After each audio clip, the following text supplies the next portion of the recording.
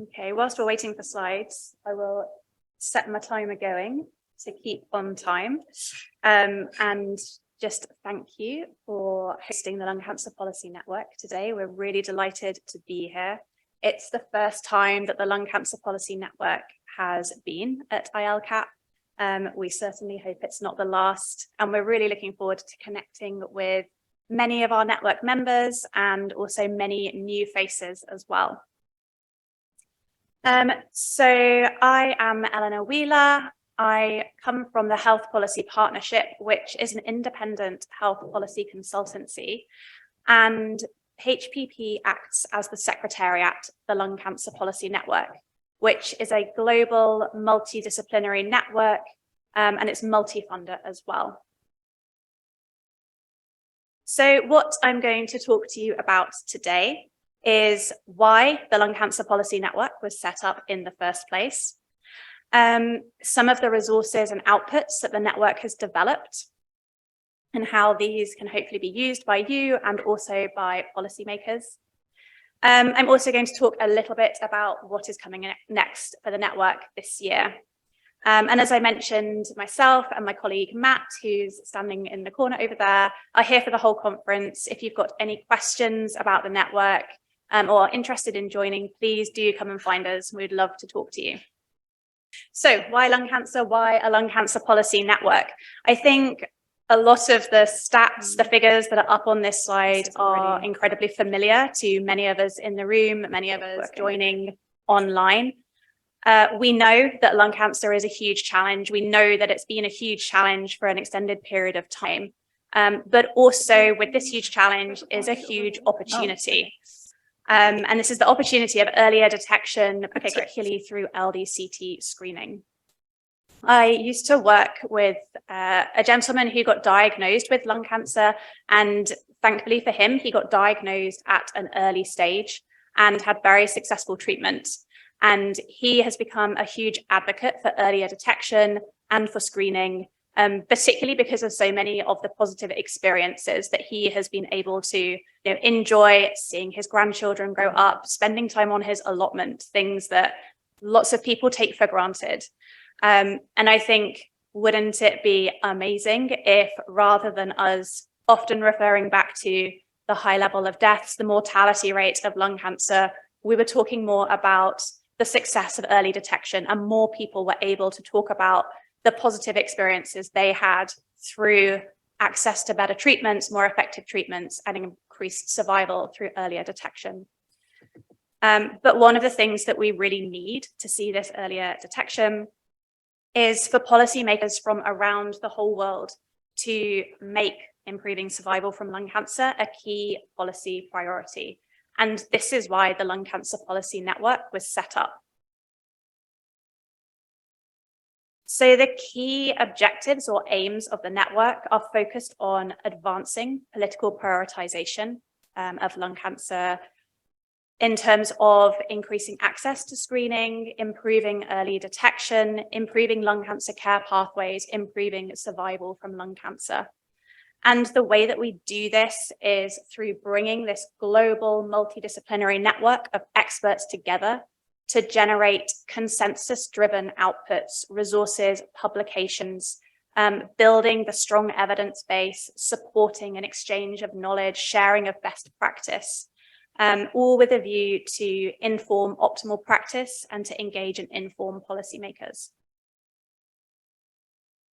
So far, the network has over 60 members from across the global lung cancer community. We have members from industry, from patient organizations, patient advocates, many experts in lung cancer, academics, and clinicians, all really united under this common goal to bring their expertise together and to promote the shared learning. So some of the things that the network has already worked on and published. The network was set up in 2021, and last year was the first year that we saw the network formally publishing its outputs. So three of these that I wanted to highlight are the interactive map of LDCT lung cancer screening. This sits on the network website. And it brings together implementation activity taking place across the globe into a single repository. It's a large database that you can download, you can engage with, and both contains information at a kind of local and regional level in terms of study activity, as well as providing the political and the policy context that this implementation is taking place in. So we provide incidence and mortality, whether a country has a national cancer control plan, etc. We also published a report, Lung Cancer Screening, Learning from Implementation.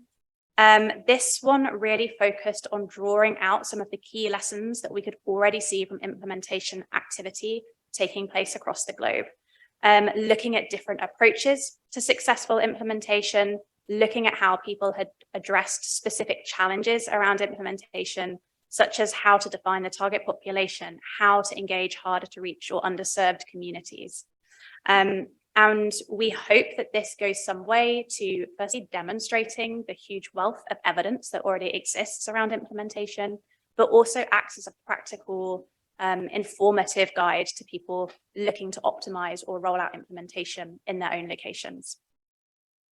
And then finally, this year, we launched an implementation framework for LDTC screening with a supporting online toolkit. The whole network fed into developing this resource that was tested in 5 different countries: the US, Canada, Poland, the UK, and South Korea. And the framework aims to provide a very practical way for a location to assess how ready are they for implementation, and also to dig in a very detailed way into what the requirements around implementation might be for that location, and what does that mean for the health system? What does that mean for the kind of asks that they might need to go and engage policymakers with? And the whole framework and the toolkit, which includes templates that can be filled in, example protocols from other implementation activity going on, is all available freely to access on the network's website. So I wanted to talk a little bit about how we hope these network resources can be used and what can be achieved through them. So firstly, the map. Really here, we're looking at giving people a global view of screening implementation, enabling people to understand what the current status of screening is, as well as what the current status, as I said, is in terms of political context for that location. This ideally facilitates those policy level discussions so that people can draw upon real world examples, as well as making comparisons, taking best practice and applying that to other areas.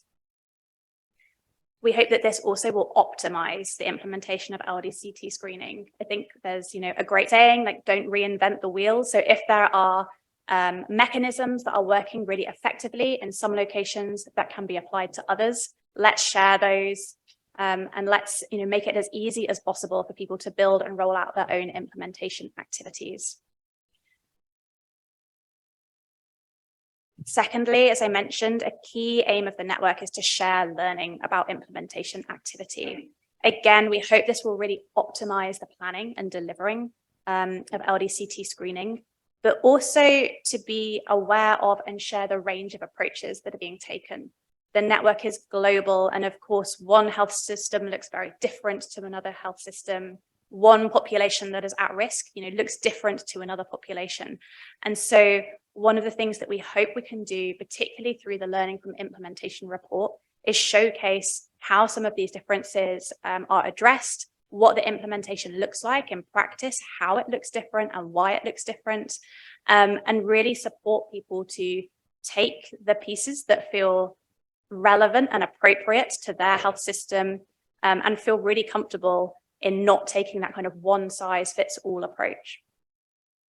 Also, a key part of this is around demonstrating to policymakers the wealth of evidence that is out there. I think one of the things that we hear a lot is that more research is needed, that people are maybe reticent about supporting the rollout of LDCT screening without more pilots, without more clinical trials. And so something we really want to highlight is that there is extensive evidence, there is extensive learning that we already have and that now we should be looking to accelerate and to move forward to implementation itself.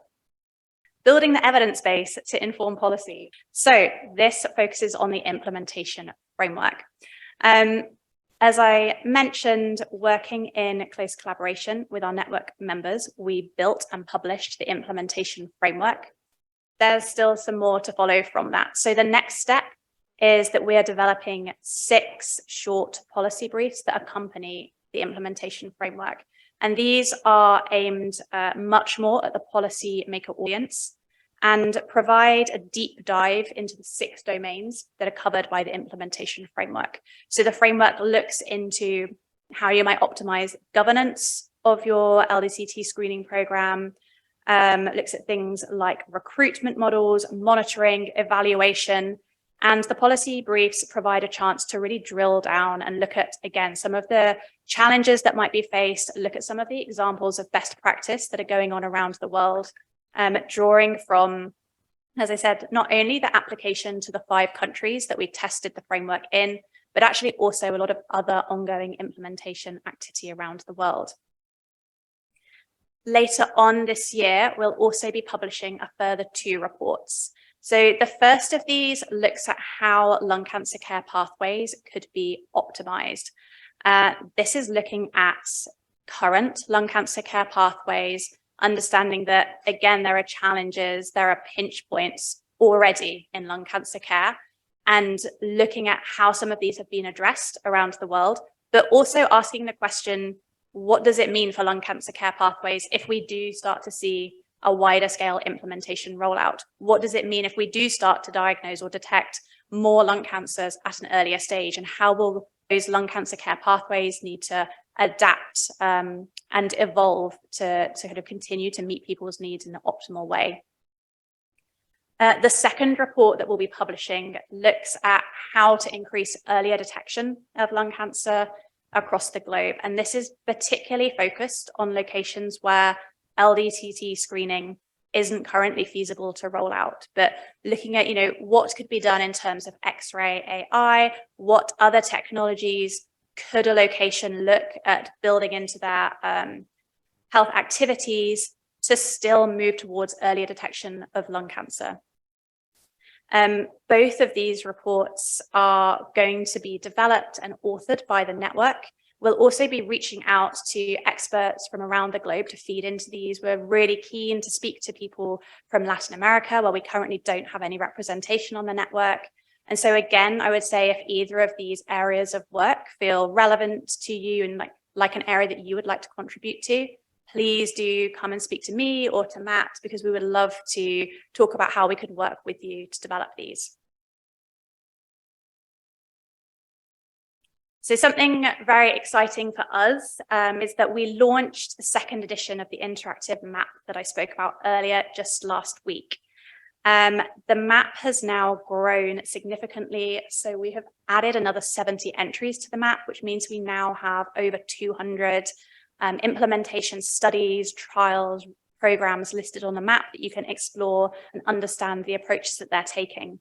But we've also really enhanced the functionality of the map to make this a tool that is hopefully more accessible, more engaging, and more useful, both for the lung cancer screening community, but also for the policymaker and the advocate community as well.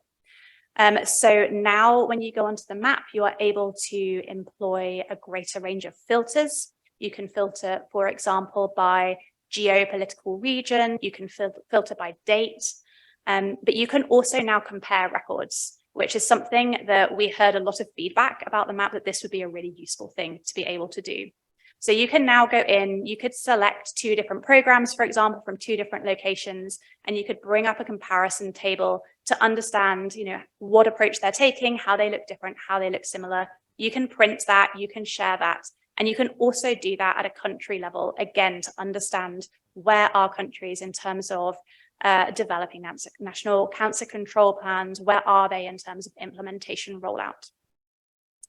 And finally, the map is now available in 5 languages, which is definitely the start of something that we would like to see further developed. We would love to make this as an accessible resource as possible. We have entries on the map from many, many different countries. And we would love to make it something that you don't need to speak English to engage with. So as a first step, we have translated it into French, Spanish, Polish, and German. But please watch this space. We hope that more are to follow. What I would say is that we will continue to update the map on a regular basis. So if you know of an entry, a study, an update that you think we should include, please do let us know. We would absolutely love to keep on building that database. Finally, a key project of the network is about demonstrating the value of LDCT screening. So we've talked a lot about the strong evidence base. We know the benefits that screening can bring, and yet still we often come up against maybe misinformation about the benefits of screening, and also stigma against lung cancer, which is a real barrier to progressing implementation rollout, and even, making lung cancer something that is important to the policy community. So one of the ways that we're trying to address this is by developing as a network a series of short, digestible fact sheets that really address some of those key policy questions. What is the economic value of LDCT screening? How can it improve early detection? How can it address health inequalities and inequities? And we're looking forward to publishing those in a couple of months' time. Again, completely free for anyone to access on the network website.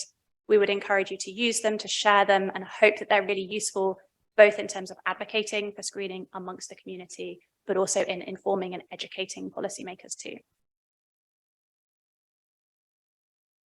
So finally, one of the things that really underpins the network is our aim to bring people together to share knowledge, whether that be in person at events like this or virtually. We run quarterly meetings for our network members and are really keen to ensure that the expertise that was in the network is exchanged and shared and also disseminated out. So we have a network website, which you are very welcome. Please do go and explore it, look at the map, download the reports, please do share it. Everything that we publish is free and accessible download. And any events that we go to, any conferences that we speak at, and any webinars that we take part in are also written about, reported on, summarized, and if recorded, that's available on the website as well. So please do go and engage with that.